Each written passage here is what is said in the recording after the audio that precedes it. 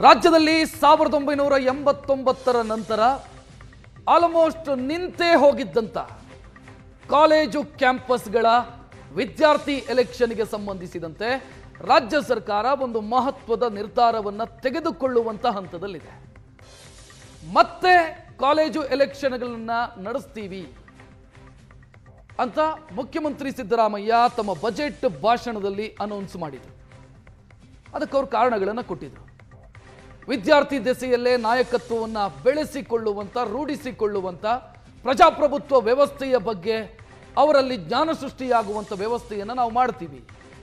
ಆ ಕಾರಣಕ್ಕಾಗಿ ಕಾಲೇಜ್ ಎಲೆಕ್ಷನ್ಗಳನ್ನು ನಡೆಸಲಾಗುತ್ತೆ. ಈಗ ಉನ್ನತ ಶಿಕ್ಷಣ ಸಚಿವರ ನೇತೃತ್ವದಲ್ಲೊಂದು ಮೀಟಿಂಗ್ ಆಗಿದೆ. ಆ ಮೀಟಿಂಗ್ನಲ್ಲಿ ರಾಜ್ಯದ ವಿದ್ಯಾರ್ಥಿ ಸಂಘಟನೆಗಳು, ಅದು ಬಿಜೆಪಿ, ಕಾಂಗ್ರೆಸ್, ಜೆಡಿಎಸ್, ಇದರ ಜೊತೆಗೆ ಗುರುತಿಸಿಕೊಂಡಿರುವಂಥ ವಿದ್ಯಾರ್ಥಿ ಸಂಘಟನೆಗಳು ಎಲೆಕ್ಷನ್ ಮಾಡಬಹುದು ಅಥವಾ ಮಾಡಿ ಅನ್ನುವಂಥ ಅಭಿಪ್ರಾಯವನ್ನು ಕೊಟ್ಟಿರುವುದು. ಆದರೆ ಒಂದೊಂದು ಸಂಘಟನೆಯದ್ದು ಒಂದೊಂದು ರೀತಿಯ ಬೇಡಿಕೆಗಳಿದ್ದಾವೆ. ಯಾವ ರೀತಿ ಮಾಡಬೇಕು ಅಂತ ರಾಜ್ಯ ಸರ್ಕಾರ ಇದಕ್ಕೆ ಸಂಬಂಧಿಸಿದಂಥ ಗೈಡ್ಲೈನ್ಸ್ ಅನ್ನ ರಿಲೀಸ್ ಮಾಡುವಂಥ ಸಾಧ್ಯತೆಗಳಿದ್ದಾವೆ. ಆದಷ್ಟು ಶೀಘ್ರ ಆ ಮಾರ್ಗಸೂಚಿ ರಿಲೀಸ್ ಆದ ನಂತರ ರಾಜ್ಯದಲ್ಲಿ ಎಲೆಕ್ಷನ್ಗಳನ್ನು, ಕಾಲೇಜು ಎಲೆಕ್ಷನ್ಗಳನ್ನು ನಡೆಸೋದಕ್ಕೆ ಗ್ರೀನ್ ಸಿಗ್ನಲ್ ಸಿಕ್ಕಂತಾಗತ್ತೆ. 89ರಲ್ಲಿ ವೀರೇಂದ್ರ ಪಾಟೀಲ್ ಮುಖ್ಯಮಂತ್ರಿಯಾಗಿದ್ದಂಥ ಸಂದರ್ಭದಲ್ಲಿ ಇದಕ್ಕೆ ನಿಷೇಧ ಹೇರಲಾಗಿತ್ತು. ಕಾರಣಗಳೇನು ಅಂತಂದರೆ ಎಲೆಕ್ಷನ್ನ ನೆಪದಲ್ಲೂ ಹೊಡೆದಾಟಗಳಾಗತ್ತೆ, ಗಲಾಟೆಗಳಾಗತ್ತೆ, ವಿದ್ಯಾರ್ಥಿಗಳ ಮಧ್ಯೆ ಒಡಕು ಸೃಷ್ಟಿಯಾಗತ್ತೆ, ಶೈಕ್ಷಣಿಕ ಚಟುವಟಿಕೆಯ ಬದಲಾಗಿ ರಾಜಕೀಯ ಚಟುವಟಿಕೆಗಳಿಗೆ ಅನುಕೂಲ ಮಾಡಿಕೊಟ್ಟಂತಾಗತ್ತೆ. ಇದೆಲ್ಲ ಕಾರಣಗಳಿತ್ತು. ಆ ನಂತರ ಸುಪ್ರೀಂ ಕೋರ್ಟ್ನ ನಿರ್ದೇಶನದ ಮೇಲೆಗೆ ಲಿಂಗ್ಡೋ ಕಮಿಟಿ ರಚನೆಯಾಯಿತು. ಲಿಂಗ್ಡೋ ಕಮಿಟಿ 2006ರಲ್ಲಿ ಒಂದು ವರದಿಯನ್ನು ಕೊಡ್ತು. ಆ ವರದಿಯಲ್ಲಿ ಎಲೆಕ್ಷನ್ಗಳನ್ನು ಹೇಗೆ ಮಾಡಬೇಕು ಅನ್ನುವಂಥ ವಿವರವಾದಂಥ ಸಲಹೆಗಳಿದ್ದಾವೆ, ನಿರ್ದೇಶನಗಳಿದ್ದಾವೆ. ಯಾವ ರೀತಿ ಎಲೆಕ್ಷನ್ಗಳನ್ನು ಮಾಡಬಹುದು ಅಂತ. ಕೆಲ ರಾಜ್ಯಗಳು ಅದನ್ನು ಅಡಾಪ್ಟ್ ಮಾಡಿಕೊಳ್ತು. ಕರ್ನಾಟಕ ಇಲ್ಲಿ ತನಕ ಅದನ್ನು ಟಚ್ ಮಾಡೋದಕ್ಕೂ ಹೋಗಿರಲಿಲ್ಲ. ಈಗ ಎಲೆಕ್ಷನ್ ನಡೆಸುವಂಥ ಮುನ್ಸೂಚನೆ ಕಾಣ್ತಾ ಇದೆ. 3 ದಶಕದ ಬಳಿಕ ಸದ್ಯ ಕಾಲೇಜು ಕ್ಯಾಂಪಸ್ನ ಚುನಾವಣೆಗೆ ಗ್ರೀನ್ ಸಿಗ್ನಲ್ ಸಿಗ್ತಾ ಇದೆ. ರಾಜಕೀಯ ಭಿನ್ನಾಭಿಪ್ರಾಯಗಳನ್ನು ಮರೆತು ಚುನಾವಣೆಗೆ ವಿದ್ಯಾರ್ಥಿ ಸಂಘಟನೆಗಳು ಒಪ್ಪಿಗೆಯನ್ನು ಸೂಚಿಸಿದ್ದಾವೆ. ಮಾಡಬಹುದು ಅಂತ. ಒಂದೊಂದು ಸಂಘಟನೆಯದ್ದು ಒಂದೊಂದು ಬೇಡಿಕೆಗಳಿದ್ದಾವೆ. ಅಂದರೆ ಹೇಗೆ ಮಾಡಬೇಕು ಅನ್ನೋದರ ಬಗ್ಗೆ ಅದು ಅವರ ಅಭಿಪ್ರಾಯ.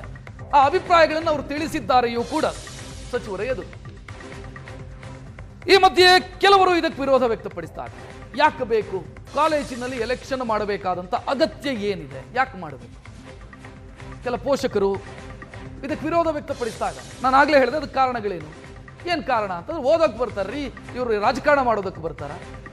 ಕಾಲೇಜಲ್ಲಿ ಓದಬೇಕು, ಓದು ಮುಗಿಸಿ ಆನಂತರ ರಾಜಕಾರಣ ಮಾಡೋದಿದ್ರೆ ಮಾಡಬಹುದು.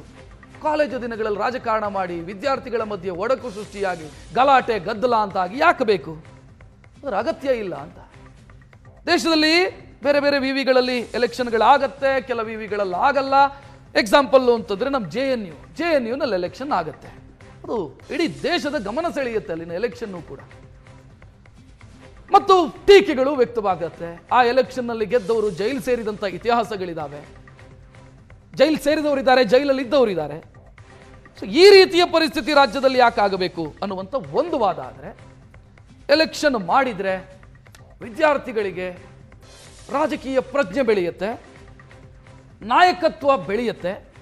ಇವತ್ತು ವಿಧಾನಸೌಧದ 3ನೇ ಮಹಡಿಯಲ್ಲಿರುವಂಥ ಬಹಳಷ್ಟು ಜನ ನಾಯಕರ ಪೈಕಿ ಒಂದು ಕಾಲದಲ್ಲಿ ಅವರೂ ಕೂಡ ವಿದ್ಯಾರ್ಥಿ ಎಲೆಕ್ಷನ್ನಿಂದ ಬಂದವರು. ವಿದ್ಯಾರ್ಥಿ ನಾಯಕರಾಗಿ ಬೆಳೆದವರು ಇವತ್ತು ಜನನಾಯಕರಾಗಿ ಬೆಳೆದಿದ್ದಾರೆ, ಹಂತ ಹಂತವಾಗಿ ಬೆಳೆದಿದ್ದಾರೆ, MLAಗಳಾಗಿದ್ದಾರೆ, ಮಂತ್ರಿಗಳಾಗಿದ್ದಾರೆ, ಬೇರೆ ಬೇರೆ ಹುದ್ದೆಯನ್ನು ಅಲಂಕರಿಸಿದ್ದಾರೆ.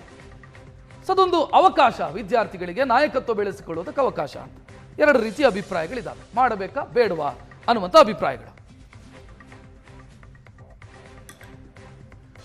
ಬೇರೆ ಬೇರೆ ವಿದ್ಯಾರ್ಥಿ ಸಂಘಟನೆಯ ಬೇಡಿಕೆಗಳೇನಿದ್ದಾವೆ?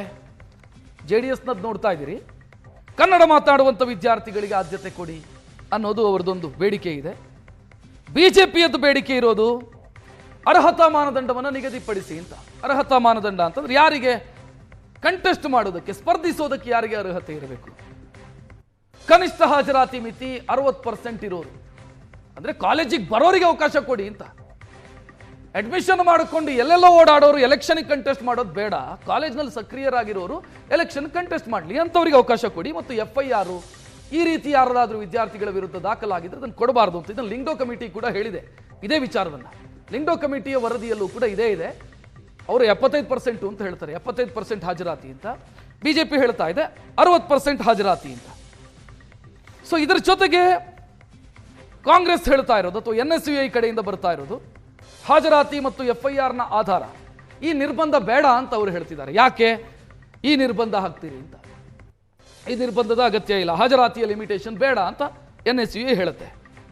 ಇನ್ನು ಕೆಲವು ವಿದ್ಯಾರ್ಥಿಗಳು ಹೇಳ್ತಾರೆ ಕೇವಲ ಈ ಉತ್ಸವ ಏನೋ ಗಣೇಶನನ್ನು ಕೂರಿಸ್ತಾರೆ ಕಾಲೇಜಲ್ಲಿ, ಅದರ ವೇದಿಕೆಯನ್ನು ಅಲಂಕರಿಸೋದು ಅಥವಾ ಇನ್ನೇನೋ ಸಾಂಸ್ಕೃತಿಕ ಕಾರ್ಯಕ್ರಮ ಆಗುತ್ತೆ, ಅದರ ವೇದಿಕೆಯನ್ನು ಇಷ್ಟಕ್ಕೆ ಸೀಮಿತ ಆಗಬಾರ್ದು ಅಂತ ವಿದ್ಯಾರ್ಥಿ ನಾಯಕರು.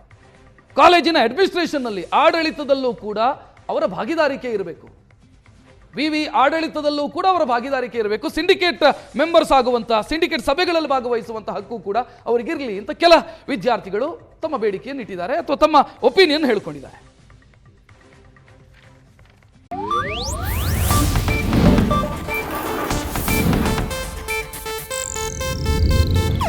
ಇದು ಏಷ್ಯಾನೆಟ್ ನ್ಯೂಸ್ ನೆಟ್ವರ್ಕ್ ಪ್ರಸ್ತುತಿ.